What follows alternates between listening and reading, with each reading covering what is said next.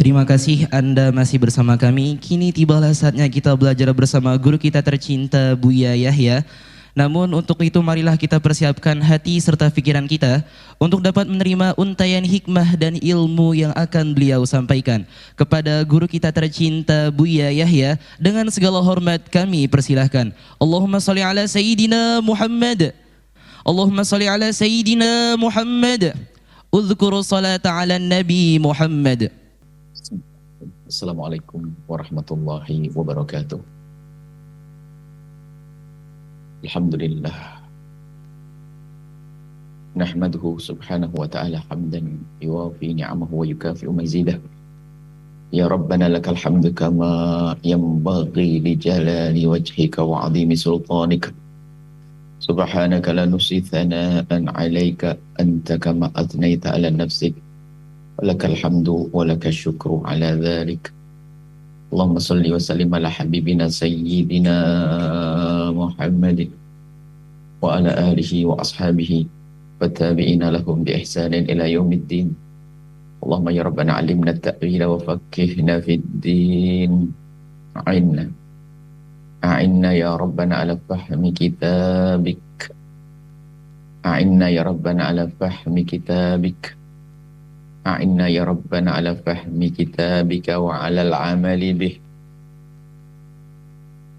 Waj'alna wa ahlana ya Rabbana min ahlih. A'inna ya Rabbana ala dhikrik wa syukri wa husni ibadatik. Urzuqna ya Rabbana tabata qabla al-maut. Asyhadata inda al-maut wal jannata ba'da al-maut. Amma ba'd. Yang sangat kami cintai, kami muliakan para perindu ridha Allah, para pecinta baginda Nabi Sallallahu Alaihi Wasallam, pecinta Al-Quran. Alhamdulillah kita bisa melanjutkan belajar kita atau tadabbur kita, tadabbur firman-firman Allah.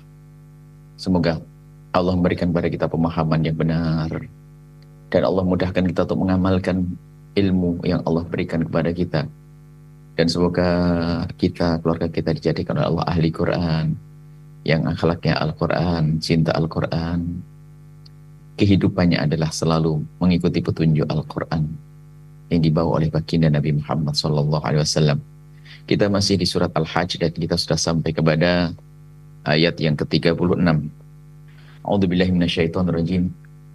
Bismillahirrahmanirrahim. Wal butna ja'alnaha lakum min sya'airillahi lakum fiha khair. Disebutkan sebelumnya tentang syiar-syiar. Yang mengakukan syiar-syiar agama adalah orang yang mempunyai ketakwaan. Jadi tanda ketakwaan di hati seorang hamba adalah mengagungkan syiar Allah. Dan syiar Allah ini luas maknanya. Segala sesuatu yang ada hubungannya dengan agama itu syiar. Akan tapi di sini adalah ada hubungannya dengan bab haji. Artinya apa? Segala kebaikan-kebaikan amal-amal di dalam haji itu disebut syiar. Manasik dulu, manasik. Kemudian sesuatu yang di situ ada tampak gebiarnya, maka disebut sebagai syiar. Seperti syiar kurban, bukan korban, nyembelih. Sebab yang disembelih bukan hanya daging korban, ada hadyu karena dam dan seterusnya. Nah, di sini yang tampak kalau orang melaksanakan ibadah haji, ada syiar yang dahsyat adalah syiar berbagi. Dengan adanya binatang-binatang ternak yang jumlahnya ratusan bahkan ribuan. Tanda kesejahteraan, kemakmuran, syiar. Wal butna adalah al-butn. Al-butn, al-badanah. Al-butnu adalah onta. Gambar binatang ternak. Sebagian mengatakan binatang ternak, sebagian mengkhususkan al-butna adalah onta. Al-butna, kalimat al-butna isyarat tentang al-butna badinah. Badinah itu adalah gemuk.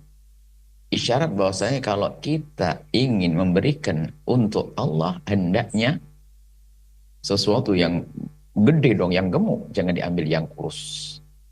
Jadi sesuatu ini yang disembelih waktu melaksanakan ibadah haji, ja'alnaha lakum min sya'airillah. Allah telah menjadikan itu tanda atau syiar-syiar Allah. Lakum fiha khair. Di dalam al-butna tadi, di dalam sembelihan-sembelihan tersebut ada kebaikan yang banyak. Kebaikan bagi yang menyembelih mendapatkan pahala, kebaikan bagi yang makan menemukan kegembiraan di hari itu. Akhirnya kebaikan yang banyak. Kebaikan di dunia, bahkan kebaikan nanti di akhirat. Fadhkuru smallahi 'alaiha shawaf. Maka cara menyembelihnya hendaknya dengan menyebut nama Allah.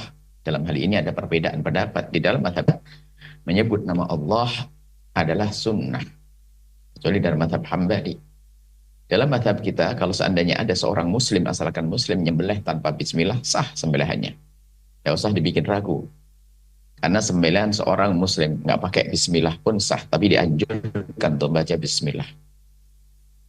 Dan di sini ayat ini diambil oleh madhab lain seperti madhab Imam Ahmad, bahwasanya membaca bismillah menjadi sebuah keharusan di dalam korban, dalam menyembelih. Jadi kalau menyembelih harus mengucapkan bismillahirrahmanirrahim. Adapun dalam madhab kita Imam Syafi'i tidak, seorang muslim mukmin kalau nyembelih biarpun tidak pakai bismillah, sembelihnya adalah halal. Maka tidak perlu kita memperselisihkan, meributkan tentang pakai bismillah atau tidak, asalkan yang menyembelih adalah seorang yang beriman. Bahkan nanti sembelihnya ahli kitab pun sah, yang terbukti dia adalah ahli kitab.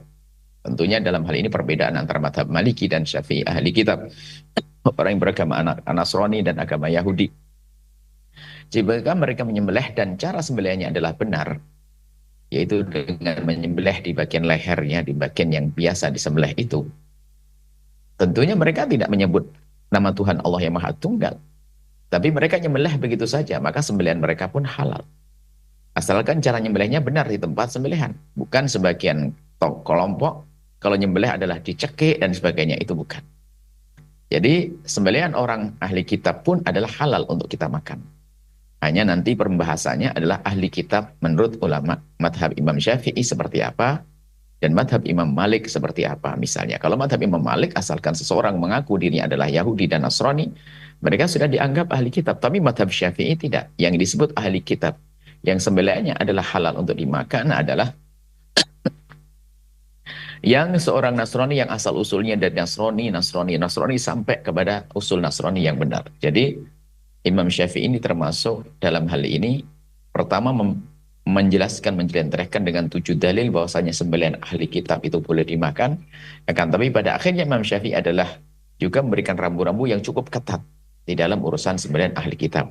Akan tapi selagi di sana ada beberapa madhab, tentunya kita juga perlu membangun keluasan, apalagi di saat kita hidup di tengah-tengah non-muslim.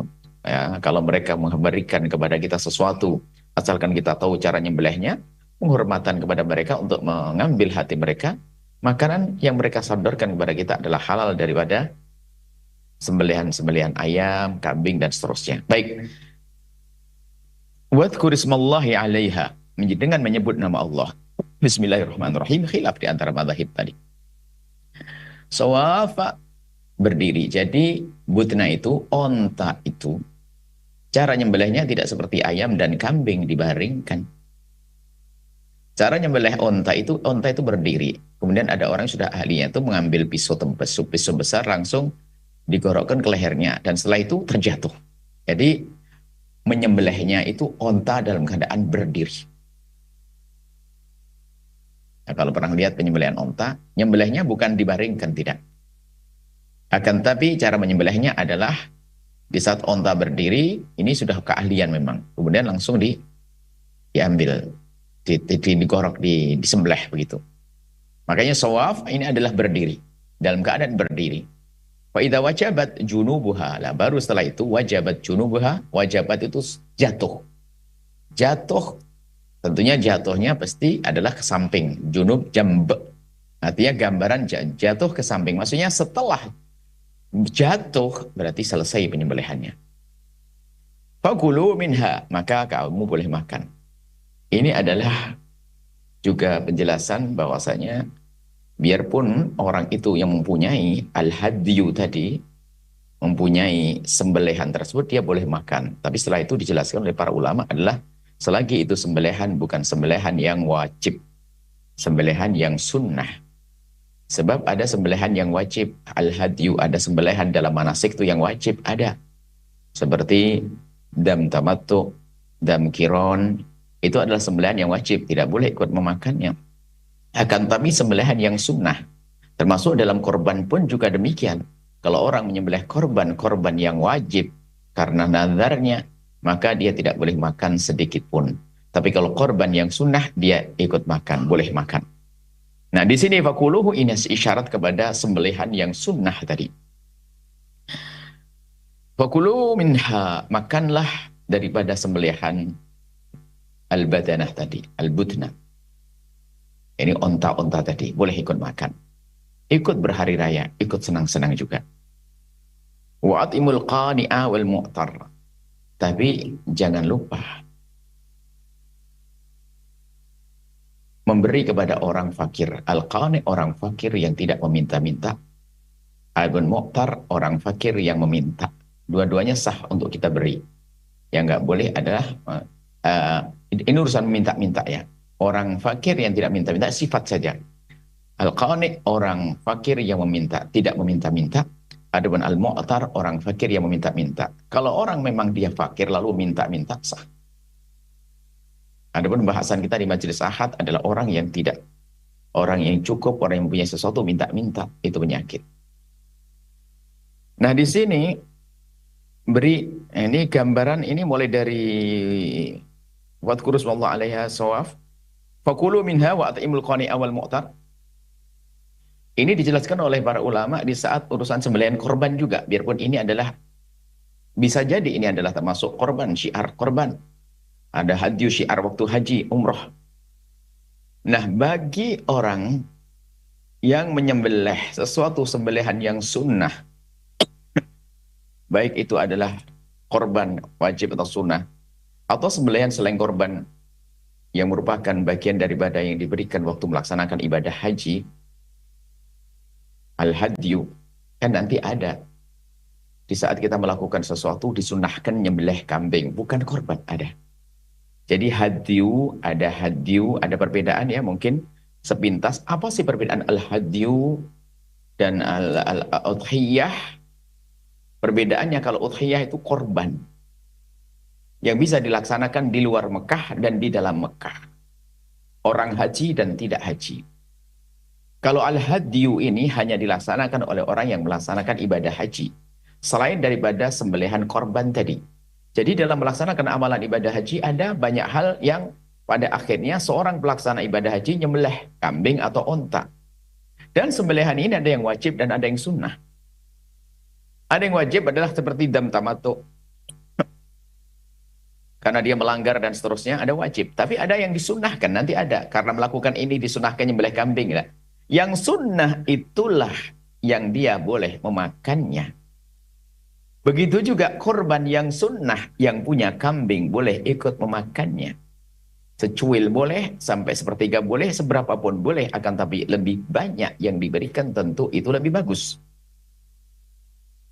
Tapi yang tidak boleh ditinggal adalah fakir miskin. Bahkan sembelihan, kalau kita nyembelih korban yang sunnah di rumah kita, maka boleh kita bagi sepertiga untuk keluarga kita. Untuk makan. Jangan sampai kita yang nyembelih kambing tidak merasakan nikmatnya berhari raya dengan sate kambing. Maka boleh. Kita makan kambing keluarga kita boleh. Kemudian, sepertiga boleh kita siapkan untuk para tamu karena orang pada berhari raya ke tempat kita. Yang tidak boleh kita tinggalkan sepertiga lagi, kita bagi-bagi. Nah, di antara yang dibagi-bagi tadi adalah harus ada fakir miskin. Tadi, al-qani wal muqtar. Al-qani ini, seorang al-qani. Ini orang yang tidak meminta-minta. Wal mu'tar. Dan orang yang fakir tapi meminta. Jadi menampakkan kebutuhannya. Seperti itu. Kadzalika sakharnaha lakum la'allakum tashkurun. Begitulah Allah tundukkan kepada kalian binatang-binatang itu. Lihat, ontanya ditundukkan.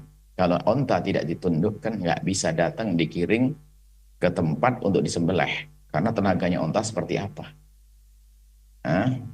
Jadi itu binatang-binatang sudah ditundukkan oleh Allah sehingga biasa diternak oleh para kaum muslimin, setelah diternak dijual kemudian dibeli begitu gampangnya. Kalau seandainya binatang-binatang itu tidak ditundukkan oleh Allah, susah kita menyembelihnya. Bisa jadi kita letakkan di lapangan, mereka lari semuanya. Lari berontak semuanya dan kita tidak akan bisa menyembelihnya. Dan itu juga karunia Allah yang hendaknya kita syukuri, la'allakum tashkurun. Kemudian bicara tentang sembelihan, la yanalallaha luhumuha wala dima'uha. Tidak akan sampai kepada Allah daging dan darahnya. Darah disebut menyesuaikan dengan keadaan saat itu. Padahal darahnya akan dibuang. Kalau orang yang nyembelih, darah dibuang, bukan diwadahi.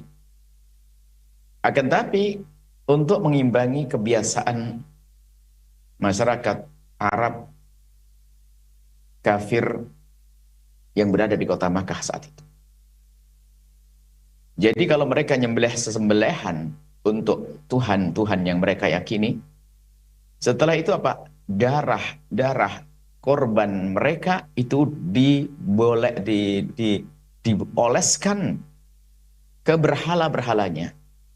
Maksudnya apa? Biar tahu kalau berhalanya itu kalau dia nyembelih kambing. Nah ini kan lucu. Jadi berarti Tuhannya nggak tahu kalau nyembelih kambing kecuali saat darahnya dioleskan. Di saat darahnya dilumurkan ke berhala-berhala. Nah, Al-Quran turun di tengah-tengah masyarakat yang sebagian masih seperti itu. Sehingga bahasa ini biar nyambung. Bahasanya yang nyampe kepada Allah bukan dagingnya, bukan juga darahnya seperti yang dilakukan oleh orang kafir Quraisy. Dan juga bukan dagingnya. Daging kau pilih terbagus. Akan tapi yang sampai adalah, yang nyampe kepada Allah kinyanaluhu, akan tapi yang sampai kepada Allah adalah at-taqwa, ketakwaan. Ketakwaan isyarat tentang sesuatu yang ada di dalam hati seorang yang menyembelih. Artinya apa? Keikhlasan, ketulusan. Jadi yang menjadikan diterima oleh Allah adalah ketulusan. Memilih yang gede, al-butna, dagingnya yang banyak, ya, tanda keseriusan. Tanda keikhlasan juga. Tapi yang akan diterima oleh Allah dengan sesungguhnya adalah yang diberikan kepada Allah dengan takwa dan karena takut kepada siksa Allah dan rindu kepada pahala dari Allah. Itulah ikhlas yang disampaikan, diberikan dengan keikhlasan. Minkum, dari kalian semua. Kadzalika sakhkharaha lakum, begitulah Allah mudahkan untuk kalian di dalam urusan berkorban dan seterusnya, nyembelih itu semuanya. Litukabbirullaha, agar kalian mengagungkan nama Allah, bertakbir kepada Allah Subhanahu wa taala. Dan memang di hari itu hari bertakbir. Allahu akbar, Allahu akbar, Allahu akbar. La ilaha illallah, Allahu akbar. Allahu akbar walillahil hamd, sampai hari tasyrik selesai dalam mazhab kita Imam Syafi'i. Bersama berakhirnya hari tasyrik itu juga berakhirnya kisah penyembelihan. Ala ma hadakum, hendaknya engkau mengagungkan Allah. Menyebut nama Allah, mengagungkan nama Allah atas apa yang Allah berikan kepada kalian dari petunjuk. Kalian mau melaksanakan ibadah haji dan kalian dimudahkan melaksanakan ibadah haji sampai kalian nyembelih, itu semuanya adalah kemudahan yang Allah berikan dan hendaknya kau agungkan Allah dengan kemudahan yang Allah berikan kepada kalian. Wa basyiril muhsinin. Kemudian berikan kabar gembira kepada mereka orang al-muhsin. Muhsin itu adalah tingkat tertinggi. Setelah muslim mukmin, baru nanti tingkat tertinggi adalah muhsin. Muhsin itu yang mukmin tentunya. Kalau muhsin tanpa iman tidak akan dianggap sebagai muhsin sejati. Muhsin itu dari kata ahsana yuhsinu, ihsanan wa muhsinan. Dan ihsan itu sendiri, baginda Nabi pernah menyebutkan definisi ihsan. Ihsan adalah anta budallaha ka'annaka tarahu fa illam takun tarahu fa innahu yarak. Yang namanya ihsan itu adalah engkau menyembah Allah, beribadah kepada Allah ka'annaka tarahu, seolah-olah engkau melihat Allah. Akan tapi untuk sampai makom ini tidak semua orang bisa. Bahkan bisa dikatakan selagi kita di dunia ini tidak akan bisa. Kecuali bagi khilaf Nabi Muhammad SAW. Akan tapi lanjutan hadis fa illam takun tarahu fa innahu yarak. Jika engkau tidak bisa melihat Allah, maka sesungguhnya Allah melihatmu. Lah ini, maqam ihsan itu adalah menyadari bahwa di saat kita beribadah, melakukan apapun kita dilihat oleh Allah. Maqam ihsan, maqam muraqabah. Al-muhsin di sini adalah basyir, berikan kabar gembira kepada muhsinin. Orang yang pertama melakukan kebaikan. Ternyata tidak sampai cukup di sini. Dan di dalam melakukan kebaikan, dia merasa dilihat oleh Allah Subhanahu wa Ta'ala. Dan karena dia merasa dilihat oleh Allah dan mengharap kebaikan dari Allah, pahala dari Allah, maka dia akan selalu untuk ingin memperbanyak dan mengulang-ulang kebaikan. Muhsin, dia berbuat baik karena menyadari bahwasanya ini perintah Allah. Dan dia sadar kalau dilihat oleh Allah. Sehingga karena dia menyadari merasa dilihat oleh Allah, maka muraqabah fa innahu yarak, Allah melihatnya maka lihat. Muhsin sejati yang dia adalah tidak akan berhenti melakukan kebaikan. Bahkan kalau kita amati, justru kebaikan selalu meningkat dan bertambah dan bertambah. Al-muhsin, beribadah karena Allah. Dan mereka lah yang mendapatkan kabar gembira. Kabar gembira itu adalah kalau bisyarah, tabsyir, al-bisyarah, kabar gembira yang disampaikan sebelum terjadinya kegembiraan yang sesungguhnya. Tapi sudah mengembirakan. Ingdar, peringatan akan sesuatu yang tidak baik sebelum sesuatu yang tidak baik itu terjadi. Ada ingdar, ada bisyarah, kabar gembira. Nah ini, berikan kabar gembira kepada mereka para muhsinin. Dan kabar gembira itu kadang Allah memberikan kabar itu dengan berita-berita dari baginda Nabi SAW. Kalau orang melakukan ini, mendapatkan ini. Akan tapi ada kabar gembira itu yang langsung Allah berikan kepada seorang hamba yang spesial. Siapakah mereka? Seorang hamba yang di saat dia melakukan kebaikan, dia menemukan ketentraman dan kesenangan di dalam hatinya. Menemukan lezatnya ibadah, kenikmatan di dalam beribadah. Dia keluar uang dalam berderma, tapi dia senangnya nggak kira-kira. Yang membangun pesantren dia mengeluarkan uang, bahkan puluhan juta, ratusan juta, bahkan miliaran. Tapi dia menemukan kesenangan, maka itu kegembiraan yang Allah berikan di dunia sebelum di akhirat nanti. Dan setelah dia diberi kegembiraan itu, ternyata masih banyak kegembiraan. Seperti yang selama ini kami dengar dari sebagian orang yang dimudahkan oleh Allah untuk berjuang, mengeluarkan duit untuk bangun pondok, bangun masjid. Lihat, di saat masjidnya ramai, tambah senang. Di saat ini, senangnya terus bertubi-tubi. Itu namanya bisyarah. Kabar gembira, kesenangan yang Allah berikan di dunia sebelum nanti kesenangan hakiki akan dirasakan di surga nanti. Basyiril muhsinin. Berilah kabar gembira. Siapa yang mendapatkan kabar gembira tersebut adalah al-muhsin, orang yang berbuat baik dengan menyadari bahwasanya dilihat oleh Allah, artinya berbuat baik yang tulus ikhlas karena Allah Subhanahu wa Ta'ala. Innallaha yudafi'u 'anil ladzina amanu. Innallaha la yuhibbu kulla khawanin kafur. Innallaha yudafi'. Yudafi' dari kata dafa'a, yudafi'. Kalau dafa'a itu menolak. Menolak dari ketidakbaikan, menolak daripada petaka, menolak. Kalau yadfa. Kalau yudafi ini lebih kuat lagi, lebih lagi. Yudafi itu biasanya ada perlawanan, sehingga mudafa'ah, saling mendorong. Jadi gini, orang-orang alladzina amanu, orang beriman itu tentu tantangannya berat. Tantangannya berat. Ada godaannya berat. Dan godaan selalu datang dan datang. Ujian akan datang dan datang. Tapi ketahuilah bahwa selagi dia orang beriman, Allah yang yudafi akan membelanya. Sehingga bukan yadfa. Kalau yadfa itu sekali ditolak, pergi itu rintangan. Tapi tidak, rintangan datang lagi, Allah tolak lagi. Datang lagi, Allah tolak lagi. Datang lagi, Allah tolak lagi. Maka yudafi. Allah membela orang yang beriman. Kalau orang beriman dibela oleh Allah. Dan dibela oleh Allah dalam segalanya. Urusan dohirnya, batinnya dibela. Allah, innallah yudafi'u 'anil ladzina amanu. Kemudian ayat selanjutnya kalau kita perhatikan, innallaha la yuhibbu kulla khawanin kafur. Allah tidak senang dengan orang yang banyak berkhianat, dan ingkar, kufur kepada Allah. Nah, hubungannya dengan yang dibela oleh Allah orang beriman adalah khawan kafur. Jadi tantangan orang beriman itu adalah kekufuran dan khianat. Orang-orang yang berkhianat kepada orang yang beriman. Pengkhianat kepada orang yang beriman, Allah akan bela. Kemudian kafur, orang yang kufur, Allah akan bela orang-orang yang beriman dari bermacam-macam ujian dan petaka.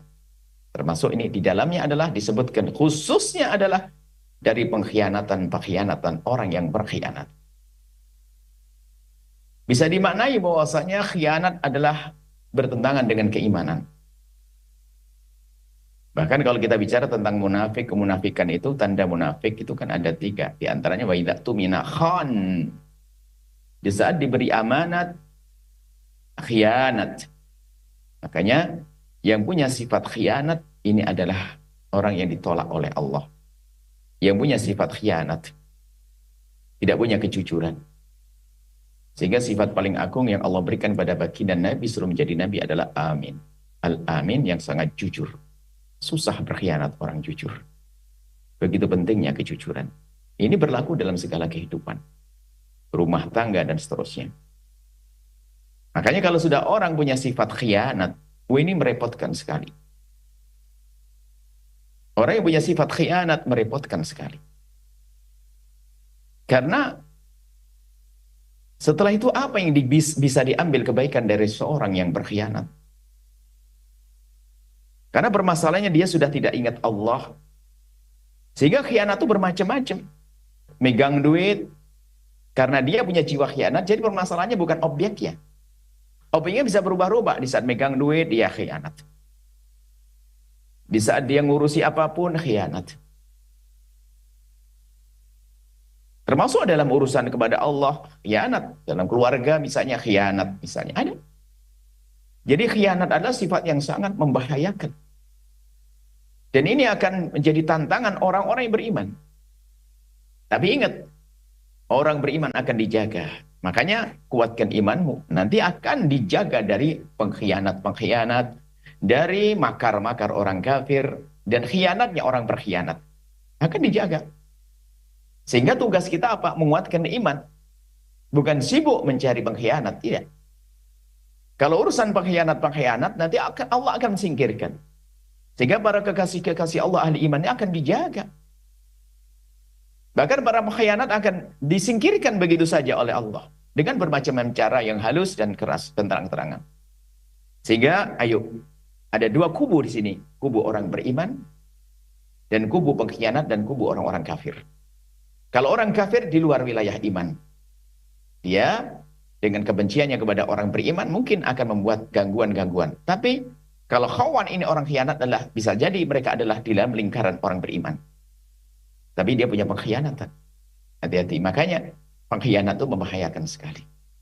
Maka dari itu ayo biasakan dengan kejujuran.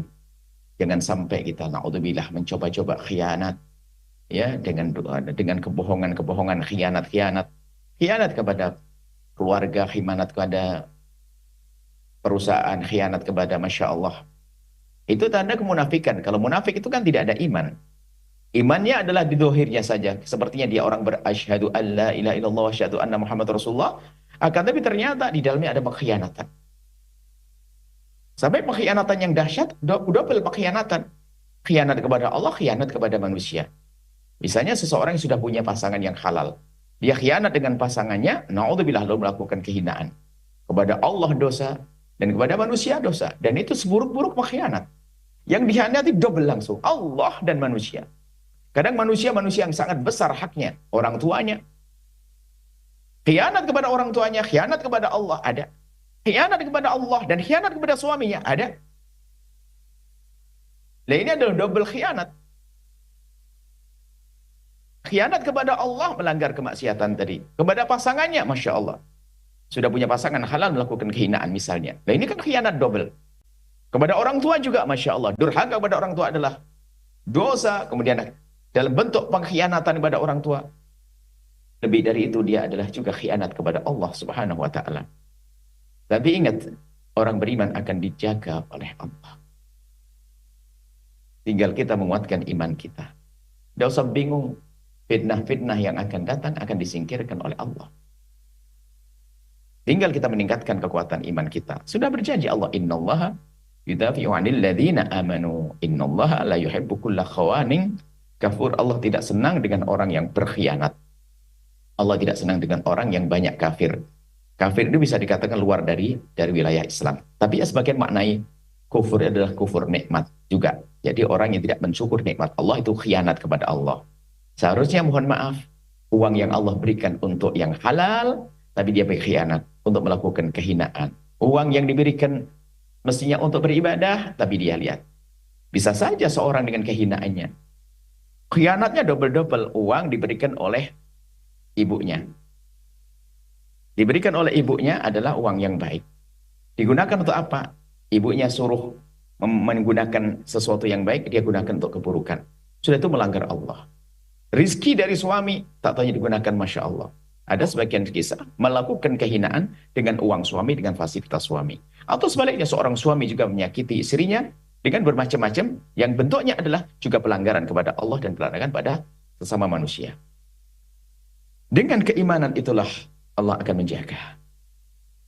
Allah, innallaha yudafi'u 'anil ladzina amanu. Allah akan membela orang-orang yang beriman dari gangguan-gangguannya. Dan sungguh Allah tidak senang dengan pengkhianat-pengkhianat dan orang-orang yang punya kekafiran, kekufuran. Bisa saja maknanya kufur nikmat. Kemudian selanjutnya, udzina lil ladzina yaqataluna bi annahum dzulimu. Insyaallah kita baca pada pertemuan yang akan datang. Wallahu a'lam bissawab.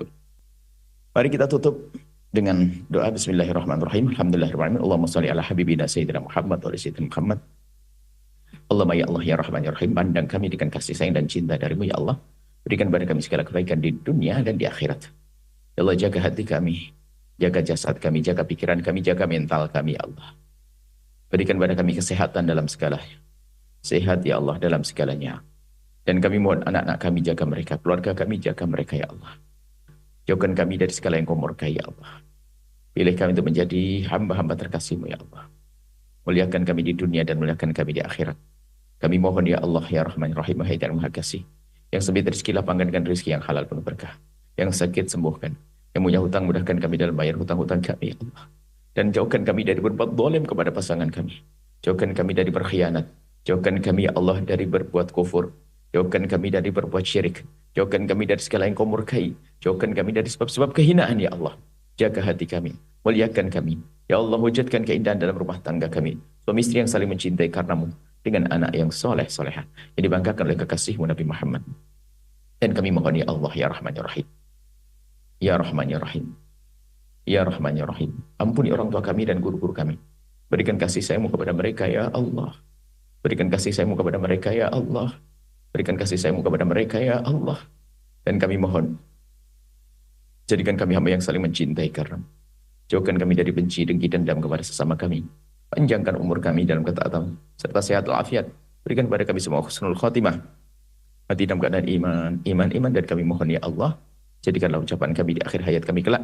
Saat Engkau hendak mencabut nyawa kami ingin saat itu ya Allah, hati dan lidah kami mampu mengucapkan kalimat agung dan mulia. La ilaha illallah sayyidina Muhammad Rasulullah. La ilallah sayyidina Muhammad Rasulullah. La ilallah sayyidina Muhammad Rasulullah sallallahu alaihi wasallam.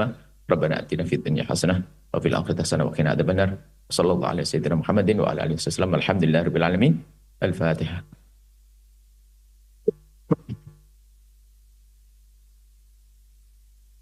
Terima kasih, mohon maaf dan mohon doa. Assalamualaikum warahmatullahi wabarakatuh. Waalaikumsalam warahmatullahi wabarakatuh. Baiklah hadirin serta para pemirsa Al-Bahjah TV dan pendengar setia Radioku Network dimanapun Anda berada. Demikianlah majelis kita yang mulia pada kesempatan kali ini dan tetaplah istiqomah dalam mengikuti program-program kemuliaan lainnya, yaitu dalam program kajian spesial At-Targhib wa Tarhib yang rutin diselenggarakan setiap Ahad pagi, disiarkan langsung oleh Al-Bahjah TV dan Radioku Network di berbagai kota, tentunya bersama guru kita tercinta Buya Yahya. Dan akhirnya saya Faisal Imamul Hakim selaku pembawa acara dan segenap kru yang bertugas mengucapkan syukron jazilan atas segala perhatian Anda. Mohon maaf atas segala kekurangannya dan mohon doanya selalu. Marilah kita tutup majelis yang mulia pada kesempatan kali ini dengan pembacaan doa kafaratul majelis. Subhanakallahumma wa bihamdika asyhadu an la ilaha illa anta astaghfiruka wa atubu ilaik. Assalamualaikum warahmatullahi wabarakatuh.